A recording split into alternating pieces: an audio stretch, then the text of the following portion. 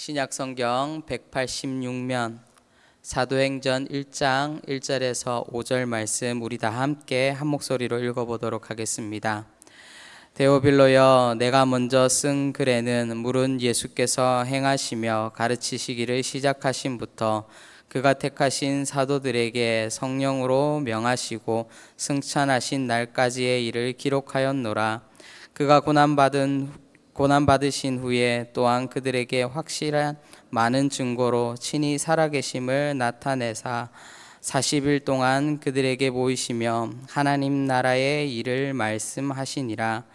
사도와 함께 모이사 그들에게 분부하여 이르시되 예루살렘을 떠나지 말고 내게서 들은 바 아버지께서 약속하신 것을 기다리라. 요한은 물로 세례를 베풀었으나 너희는 몇 날이 못되어 성령으로 세례를 받으리라 하셨느니라. 아멘. 오늘부터 우리는 사도행전의 말씀을 함께 나누기를 소망합니다. 사도행전의 저자는 누가복음을 기록한 저자 누가라고 많은 학자들이 그렇게 이야기하고 있습니다. 누가가 복음서에서 예수님께서 이 땅에 오셔서 사역하신 것을 기록하신 말씀이라면 사도행전은 예수님께서 부활하시고 승천하신 이후 복음이 사도들에게 어떻게 전파되었는가를, 사도들을 통하여서 어떻게 전파되었는가를 우리에게 말해주고 있는 성경입니다. 우리가 알고 있듯이 복음은 유대인에게만 머물러 있지 않았습니다. 복음은 유대인으로부터 이방인에게로 퍼져나갔고 그 이방인에게로 퍼져간 그 말씀이 지금 우리의 삶을 바꾸고 또 이 땅 가운데 교회를 세우며 또한 지금까지도 계속적으로 그 복음은 역사되어지고 있는 것을 우리는 볼 수 있습니다. 바로 이 모든 일이 성령의 역사하심을 통하여서 나타난 일임을 바로 이 사도행전에서 기록하고 있는 것입니다. 그래서 사도행전을 또 하나의 이름을 붙여보라 라고 한다면 많은 사람들이 성령행전이다 라고 그렇게 이야기하고 있습니다.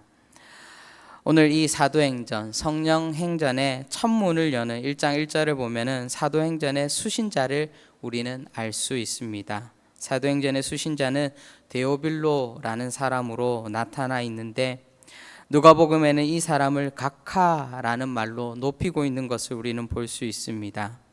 이것으로 보아서 이 사람은 높은 지위에 있는 사람임에 분명합니다. 그런데 이 사람에 대해서 우리가 알 수 있는 것은 이 사람의 이름과 그 지위밖에는 우리가 알 수 있는 길이 없습니다. 이 사람의 이름을 보면은 데오빌로라는 이름을 나타내는 그 말에는 하나님을 나타내는 데오스라는 말과 사랑을 나타내는 필레오라는 말이 동시에 들어가 있는 것을 우리는 볼 수 있습니다. 데오빌로라는 이름을 해석해 보면은 하나님을 사랑하는 사람 또는 하나님께서 사랑하시는 사람으로 해석이 가능합니다. 저는 말씀을 묵상하면서 바로 이 데오빌로라는 이 사람이 우리와는 저 멀리 가득히 멀리 있는 그리고 비밀에 감춰져 있는 그런 인물이기보다는 바로 데오빌로라는 사람은 꼭 하나님께서 우리를 지칭하고 있는 그런 말씀 같아 보였습니다. 현재 하나님을 사랑하고 있는 사람, 현재 하나님께서 사랑하고 있는 사람, 이 두 가지 모두를 충족하고 있는 사람을 우리는 데오빌로라고 그렇게 말할 수 있는 것입니다.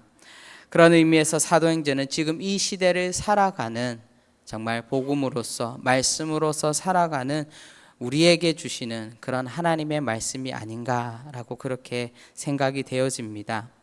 다시 말해서 하나님을 사랑하고 하나님께서 사랑하시는 그 사람들을 향한 메시지인 줄 믿습니다.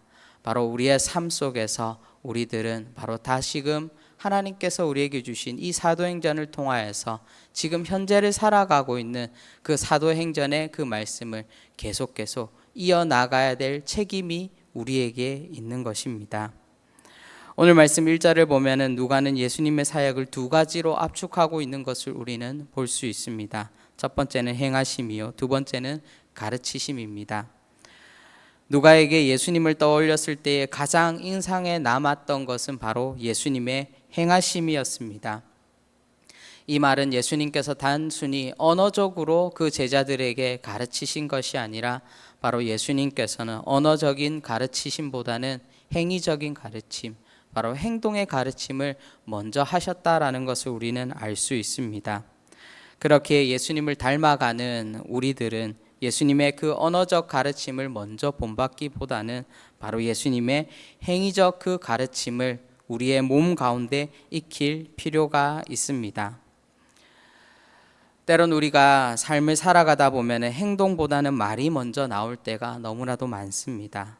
말은 그만큼 어떠한 과정이나 여러 가지 상황들을 축소하거나 거짓을 꾸미는 데에 쉽기 때문입니다. 그런데 행동은 어떻습니까? 행동은 몸에 익숙치 않으면 과장하거나 그리고 또 축소하거나 그리고 여러 가지 거짓된 행동을 하게 되었을 때에 뭔가 어색한 부분이 그 사람의 행동 가운데, 우리의 행동 가운데 드러나기 마련입니다. 그래서 예수님의 제자들은 예수님의 언변을 본받는 것이 아니라 바로 예수님의 행함을 본받는 자들이 되어야 하는 것입니다. 예수님은 말을 잘하는 그 사람보다는 말은 조금 어눌할지는 모르나 예수님을 닮아가기 위해서 몸부림치고 행동으로 복음을 전하는 사람을 주님께서는 제자다라고 그렇게 말씀하고 있는 것입니다. 바로 이러한 제자들에게 예수님께서 3절에 보면은 하나님 나라에 대해서 가르쳐 주셨다라고 그렇게 말씀하고 있는 것을 우리는 볼 수 있습니다. 그리고 하나님 나라는 예수님께서 가르치신 그 복음의 핵심이기도 하였습니다. 이제 하나님의 나라의 가르침을 받은 그 제자들은 어떻게 해야 합니까? 그 가르침을 들고 자기들이 하나님께서 부르신 그곳을 향하여서 나아가야 되는 것입니다. 어떻게 보면 제자들은 복음을 전할 준비가 다 되어 있는 것처럼 그렇게 보입니다. 그러나 예수님께서는 당장 복음을 들고 유대인과 이방인에게 나아가라 그렇게 말하고 있지 않습니다.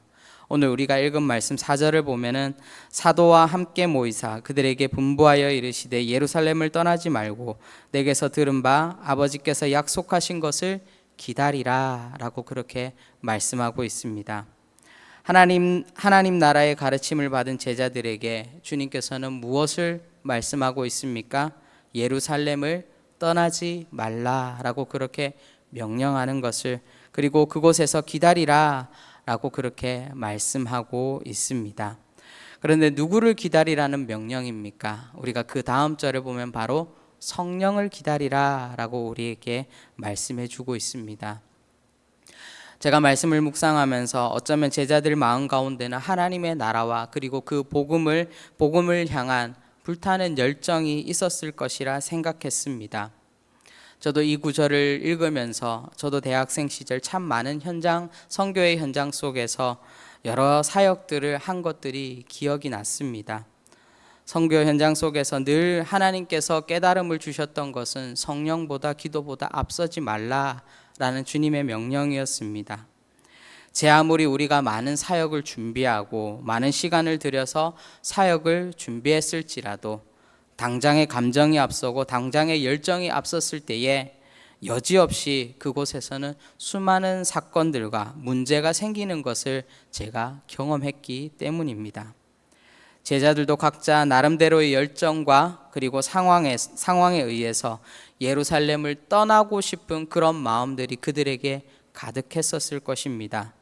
그러나 예수님은 복음을 향한 그들의 열정도 이해하셨을 것이고 그리고 예루살렘을 떠나려고 하는 그 제자들의 마음도 이해하셨을 것입니다. 그럼에도 불구하고 예수님께서 제자들에게 예루살렘에 남아있을 것을 명령하신 것은 바로 성령의 강림과 그 성령의 충만함을 경험하지 않는다라면 온전한 복음의 증거자로 살아갈 수 없기 때문입니다. 바로 성령 충만함을 통하여서 그 부활의 증인의 역할을 감당할 수 있기 때문입니다. 그렇기 때문에 주님께서는 제자들에게 예루살렘에 남아있으라, 이곳을 떠나지 말라라고 명령하신 것입니다.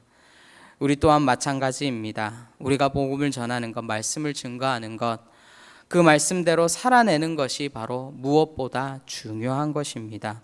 그러나 항상 우리가 기억해야 하는 것은 우리가 떠나야 할 때, 그리고 우리가 머물러야 할 때를 온전히 분별할 수 있어야 합니다.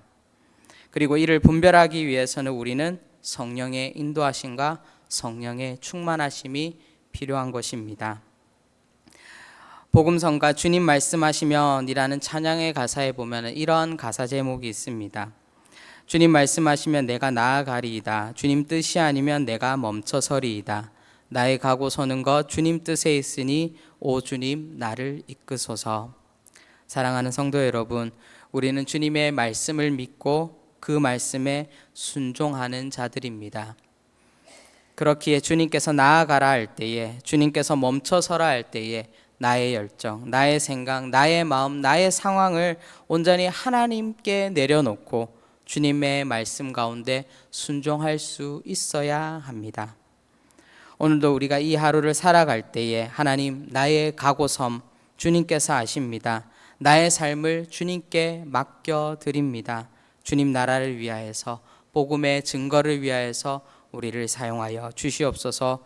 오늘도 우리에게 성령 충만함을 허락하시사 우리가 있는 곳에서 하나님의 나라를 확장케 하는 그 일들 가운데 주님 우리를 사용하여 주시옵소서라고 기도하며 나아갈 수 있는 여기에 모인 우리 모든 대도의 성도님들 되시기를 주님의 이름으로 축원드립니다.